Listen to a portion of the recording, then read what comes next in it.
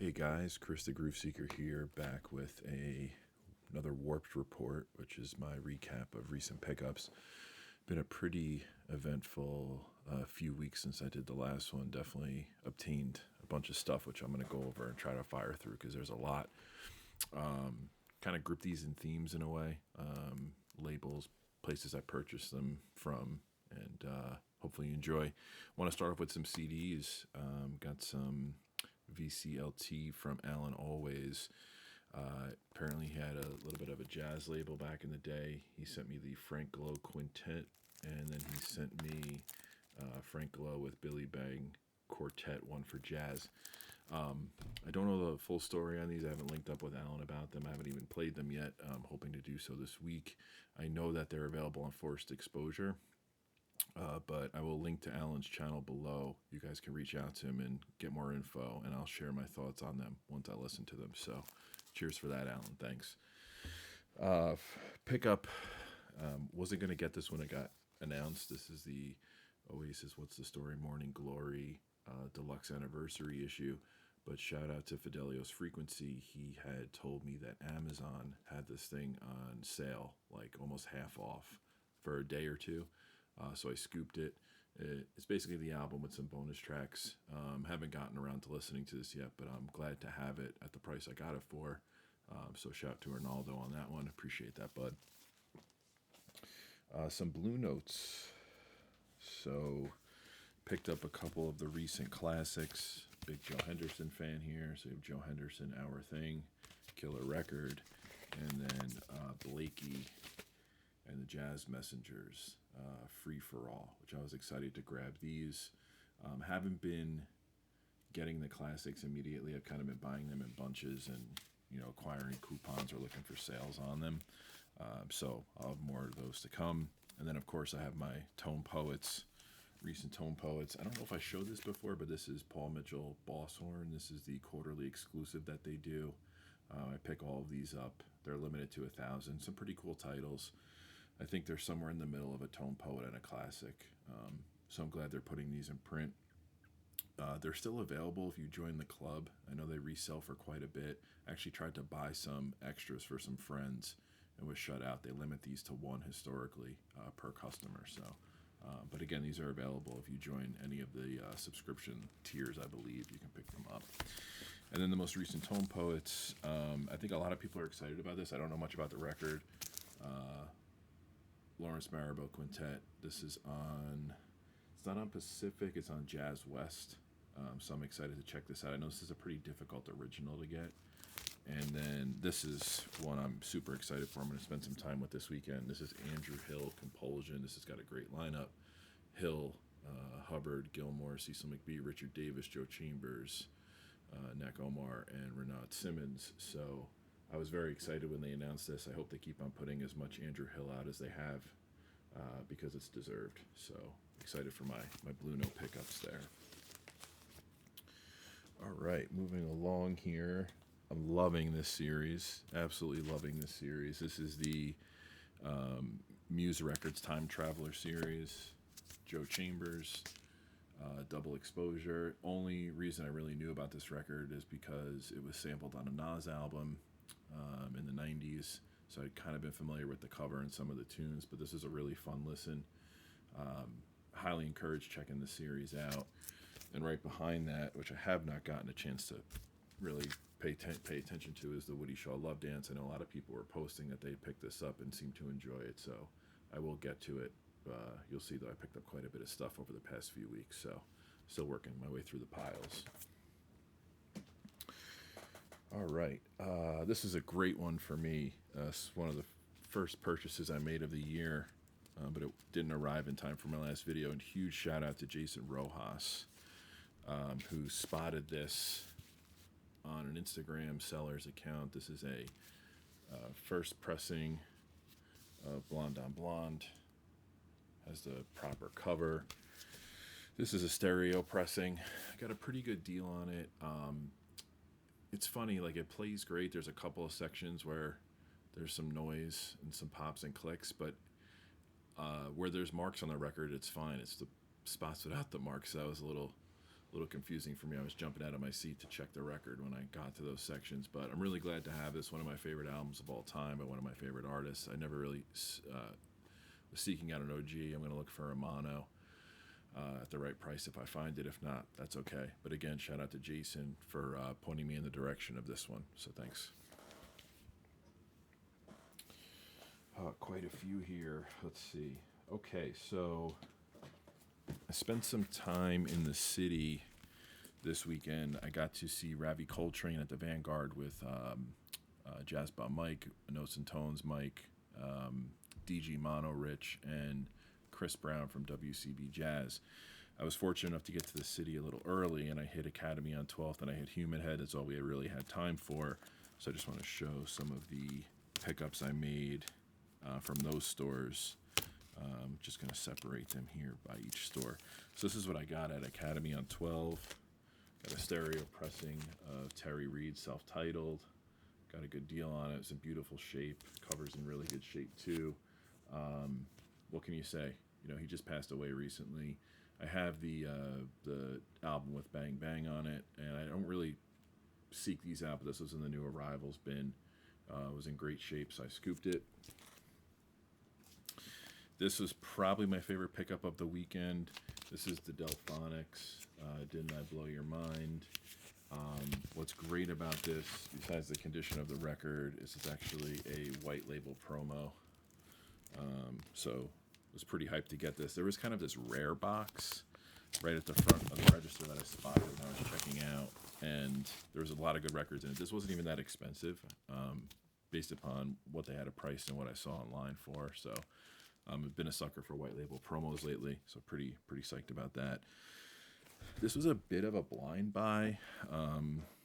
ECM here. If I butcher the name, don't kill me.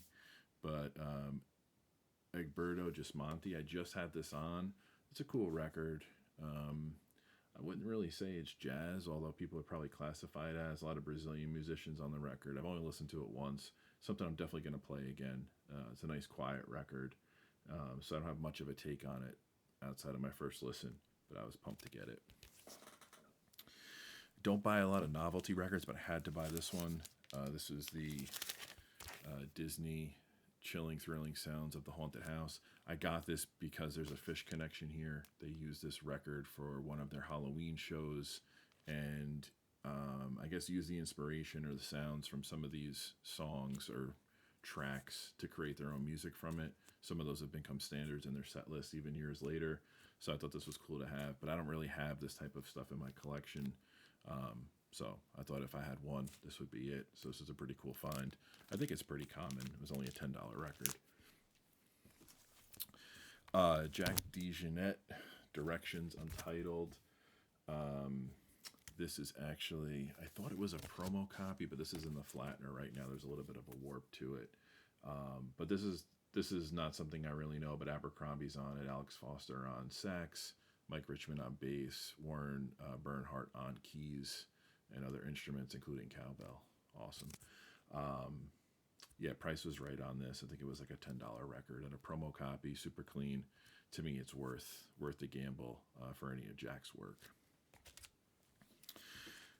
Next is another artist I don't really know. This is kind of a blind buy. Catherine Ribeiro and Alps Passions. I saw the cover. I thought it looked interesting. And in my head, I'm thinking Dom, Seeking a Thread, would say, Chris, you got to buy this. Give it a shot. Another inexpensive record. This was like $10 as well, in pretty good shape. So haven't put this on yet, but excited to check it out. So that was everything from Academy.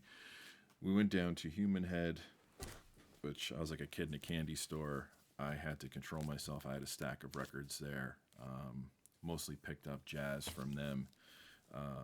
And a lot of what seemed to be imports, Japanese imports, which I'll show. I'm a sucker for Dolphy. I mean, there's not so much you can collect, but this is Dolphy Live in Europe, Volume 1.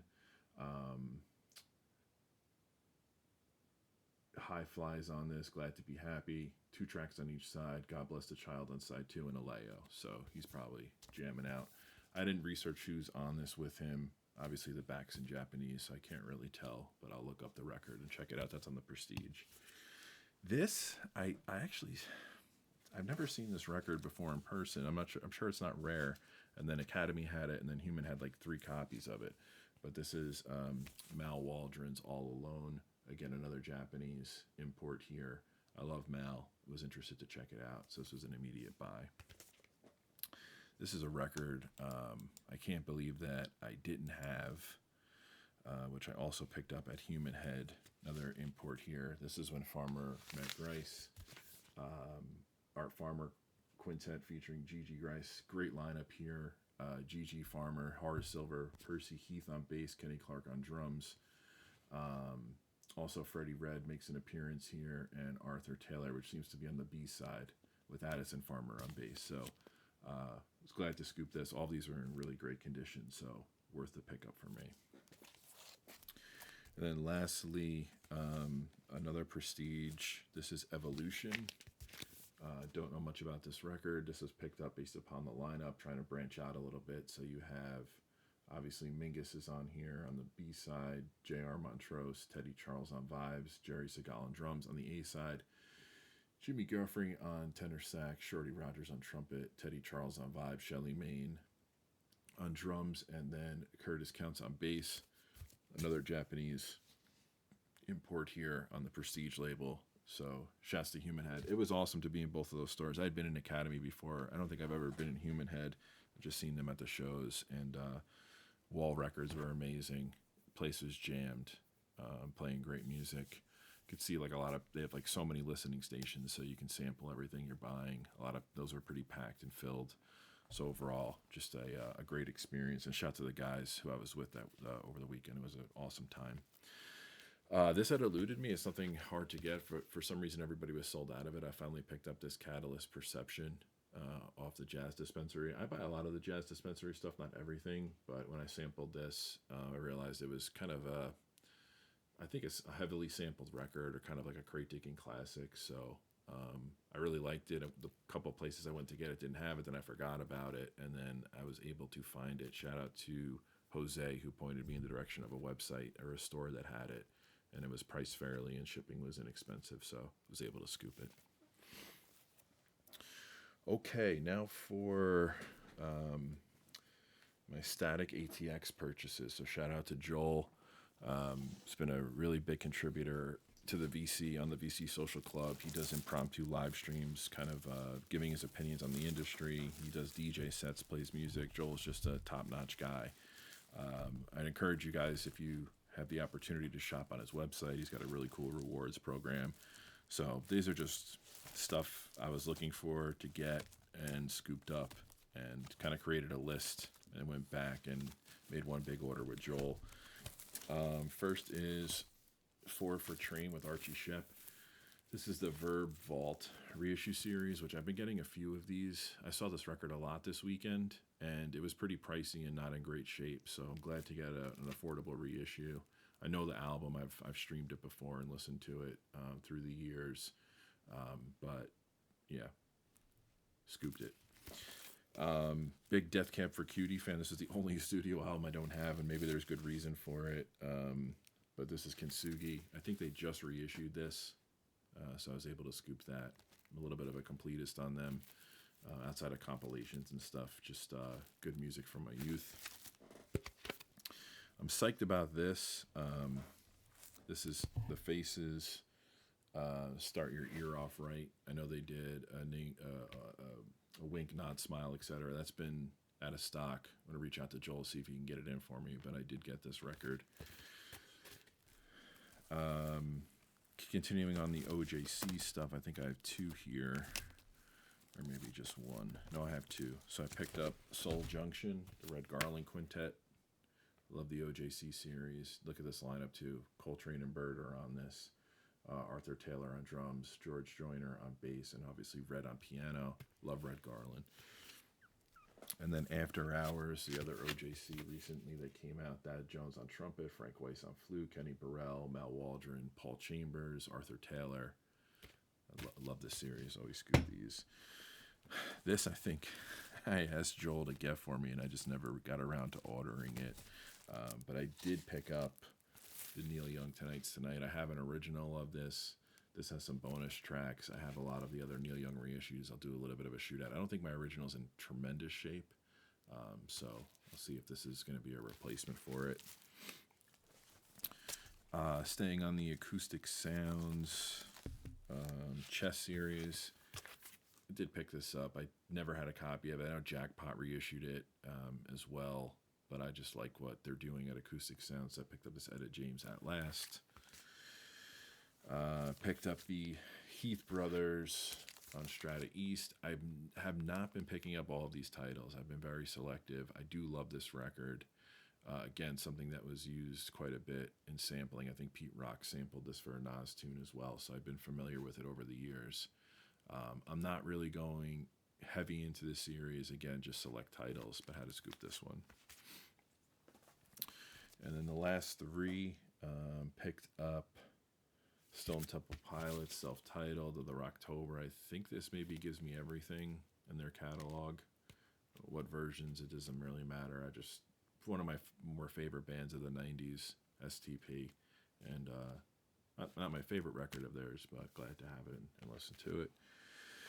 And then I got on the Alice in Chains tripod bandwagon. I'll never buy an original of this. Just way out of my price range. But excited to have this as well. And really the last big purchase I made from Static ATX, which I've spent a lot of time with this, and it's a monster of a listen, is the Miles Davis plugged nickel box set. I'm on my second playthrough of this. I had the CDs that I put to digital a while back and kind of forgot about the set and the story and how great it was. And I've just been kind of going through it again. So Miles Davis fan, I'm not a completist per se, but any of this archival stuff that comes out, I'm a sucker for. So really enjoying this. And I think it's fairly priced. I'm sure it'll go on sale. I don't know if this is really sold out, but it's a 10 LP set and quite a story behind it. The records were fine. There was one that had like a little bit of a warp to it, but that came out pretty easily. Everything else was pretty clean. So pretty psyched about this as well. So that's it for me tonight on the Warp Report. Like I said, in my last video, I'm going to try to do these occasionally. Got a little busy the past couple of weeks doing some things, so didn't get a chance to kind of break this video up, but appreciate you guys watching. Leave comments below on what you think, any questions on the records, any thoughts you might have. Glad to hear it. I'll see you guys soon. Peace.